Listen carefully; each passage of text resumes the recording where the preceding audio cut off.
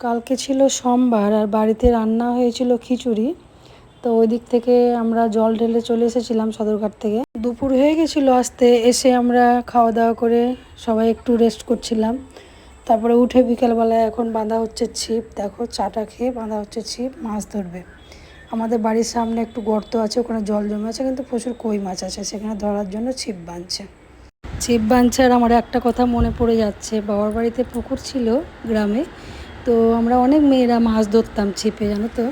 জীবনে অনেক কাজ করেছি, অনেক লোকের সেবা করেছি, লোককে সম্মান করেছি, মাকে হেল্প করেছি যতটুকু পেরেছি, ভালো শিক্ষায় মানুষ হয়েছি। আর যাই হোক, লোককে কষ্ট দিতে শিখিনি কোনো দিন, লোকের উপকার করি, লোককে ভালোবাসি, তাই আমার কাছে এত লোকজন আসে, সবাই ভালোবাসে। আমি যে তোমাদেরকে বলছি তা না, তোমরা আমার ভিডিওগুলো সব দেখে আসো, তাহলেই বুঝতে পারবে।